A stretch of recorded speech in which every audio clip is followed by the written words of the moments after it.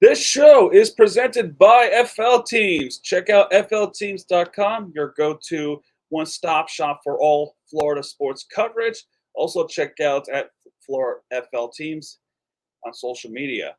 Hi everyone, this is Hyena 305, episode 1. So what we do here is we talk about everything that is related to sports in the South Florida region, which includes the Miami Dolphins, the Miami Marlins, Miami Heat, Florida Panthers, and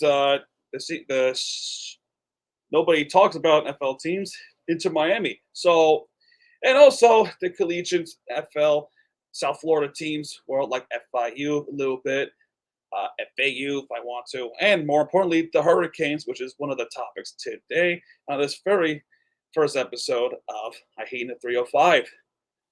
All right, so now then, let's go right into it. I want to talk about a little bit about the draft that happened last Thursday. So there was the NBA draft that happened, and he selected on the 27th pick overall in the first round, Nikola Jović, who is a European player, by the way. And you know this too, that some of the most college players are from the USA. This is a very different story. It's from Europe. So it trying to make things work, saying, hey, look, we're not just drafting players from the USA, we're drafting players internationally too. And I think it's a good pick. It's a big guy. He can shoot hoops. He could also dunk. And more importantly, he can do some rebounds. So this will be a rebounding, improving team in the future. And when the NBA 2022-2023 season comes, it'll be a different story. But the first things first is before we can even actually talk about the Miami Heat initially, first off, when the season actually does happen, we got to wait till the free agency starts. Because the free agency, we'll know more when we approach free agents like maybe Kyrie Irving, Kevin Durant, maybe even making trades, trading away Duncan Robinson for someone like Donovan Mitchell. Bradley Beal is staying with Washington, so that's a no go.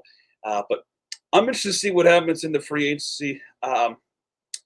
As far as another free agency in a different sport, which we already made some moves. So, but for now, we got Nikola Jović, but we also have a undrafted that's going to play in the summer league, Orlando Robinson from Fresno State. So I'm interested to see what's going to happen in summer league. Not too many people are going to watch summer league, but I'm certainly going to watch it because one, I don't want to just watch the Marlins into mine all the time. I got to watch a different sport and instead of losing all the time.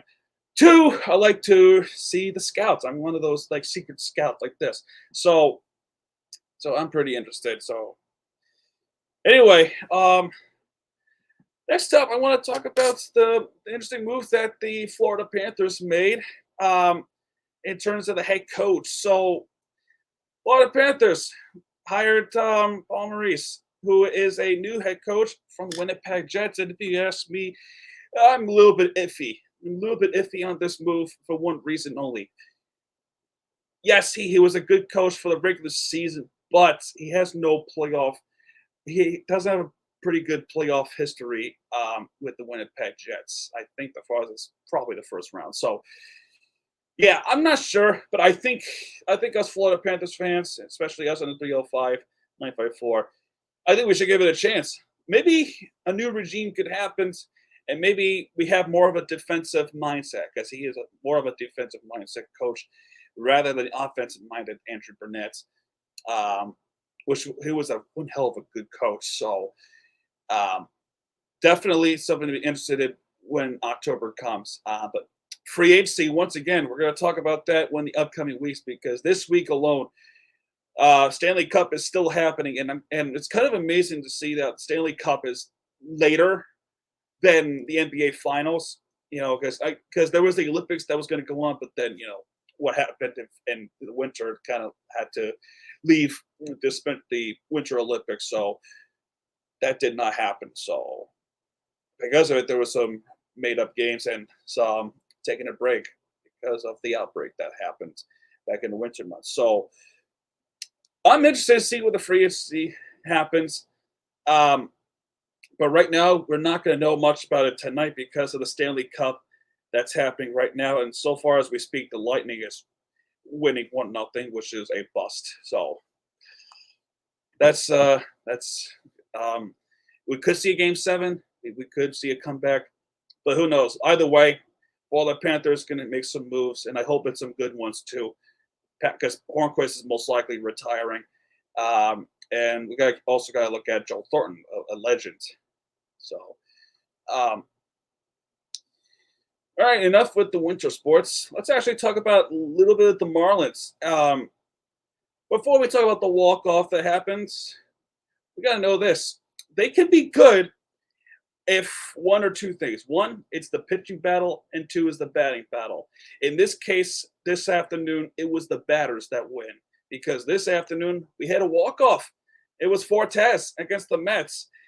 After coming up with a sweep against the Rockies, we put ourselves in a pretty bad situation against the New York Mets. And the New York Mets are a totally different team than what we're used to, with them losing all the time.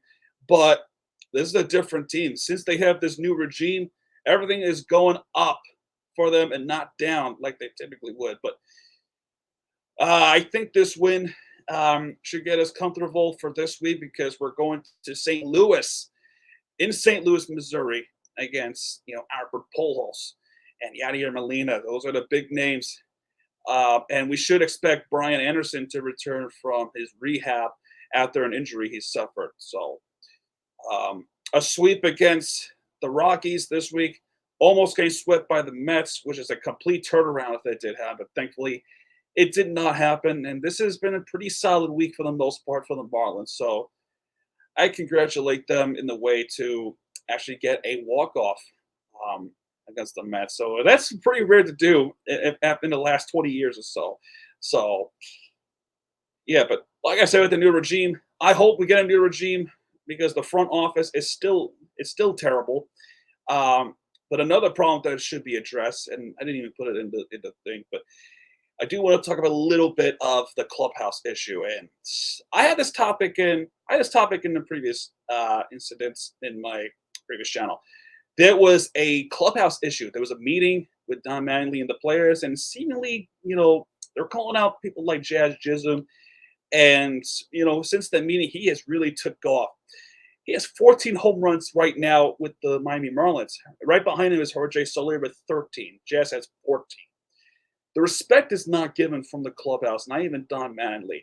And I can prove this too, because in the New York series up in Queens, there was an ejection, and he took a lot of time arguing the balls and strikes.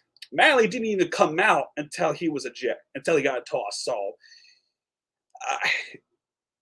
and there was another incident with Sandy Alcantara where he was taken off and given to the bullpen, which is another big problem with the Marlins, the bullpen.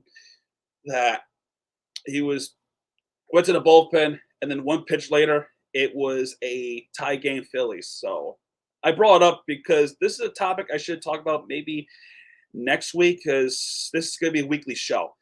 Should Mattingly be fired? That's the topic for next week.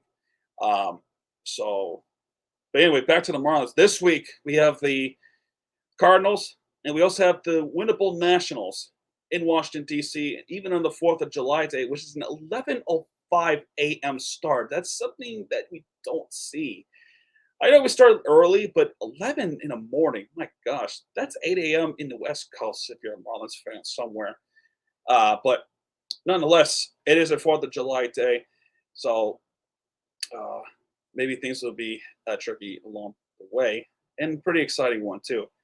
Speaking of excitement, the Dolphins coming up in a few months, but I think the Hurricanes are a bigger excitement, especially we got the new coach, Mario. We recently got a new player, new QB, who is committed to the Miami Hurricanes, Jaden Rashada.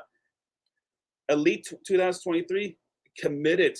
A lot of players, a lot of 4-star players, even 5-star players are committed to this Hurricanes football team. And this is something that I want to bring up to the guests later on in the future. I'm excited for this Miami Hurricanes football season. You're probably going to argue that I'm probably going to be more excited about it than the Dolphins season, which is an irony too. But nonetheless, I am excited for football. Really excited. I think we're going to be a top 5 in the nation and probably make our way to the championship. But there's just a big stretch. Still, it's going to be a first season under a big regime change, but things are heading to a right direction for the Miami Hurricanes football, and even in the right direction for the basketball team as well. But football, a big talk in South Florida, and this the Hurricanes are going to be a team to watch, not only in the ACC but for the rest of college football. They should take notes. Even Alabama should take notes if they meet up in the championship. I'm just saying, right? Even Georgia, LSU, and FSU, and that's the big rivalry team, the FSU Seminoles. So rivalry renewed. Georgia Tech, Syracuse, rivalry renewed. But it's sure as hell going to be pretty exciting when the Miami Hurricanes football season does come. There is something that I'm planning to make history of this episode. And I noticed this too when I joined FL teams. There's not too many soccer coverage, if not none. I'm going to be the first one to do it under a good friend of mine who is watching me. Let's talk about Inter Miami real quick, and that's the last topic for this episode. Inter Miami's historic win against Minnesota United. So the reason why I said historic, because of one reason only. So there was a player for Minnesota, Luis Aramilla, right here. He scored in the 65th minute. So we were losing 1-0 against Minnesota United. But then afterwards, in the 86th minute, there was right before there was a sub on for Indiana Vasilev. So we have a good team. We have Leonardo Capana, Sal Higuain, G. Gregory, and then this guy, Indiana Vasilev, who scored 2 goals in 6 minutes, an equalizing goal and a game-winning goal ultimately, even before the 5-minute stoppage happened. So comes on, equalizes in the 86th minute. Then in the 90th minute, he puts the game away ultimately against Minnesota in just a span of 4 minutes. 4 minutes. In the game clock, in 6 minutes real time. And it happened real quick, even when he was fresh off the sub. Comes on the field, puts the game away right away. That's why it's an historic win. And he was the first player ever to do so in MLS history. If you know what MLS is, it's Major League Soccer. It is a big moment. Inter Miami's done some big things, and this was another historic win. Didn't you know that weeks before, we actually had a first hat trick with Leonardo Capana? Teams like Portland Timbers don't even have a hat trick. And that's saying something. But this historic win we'll remember forever. And like I said, we're heading to the right direction with South Florida. The Marlins is pretty much the big thing that's going wrong. But either way, yeah, that's pretty much it, I guess. So next week for Inter Miami, we got FC Dallas on the road, and that's also a 4th of July game. You can have ESPN Plus to watch it if you're not in that area alone. But FC Dallas on the road, a big game to show that we can really do this on the road. If not, then we're pretty much good at home. So, and yeah, that's pretty much going to do it for High Heat in the 305 episode 1. I really hope you enjoyed this. This is going to be a weekly show. I'm going to have guests come on and we can talk like a conversation. I'm really excited. I hope you guys are too. If you did, please follow us on social media and follow FL Teams on YouTube channel and follow them on TikTok as well because they post great content and good stories. And they have one of my favorite stories ever. So, yeah, that's going to do it. And that goes. I will take off. And I'll see you guys next week on High Heat in the 305. Good night, everybody.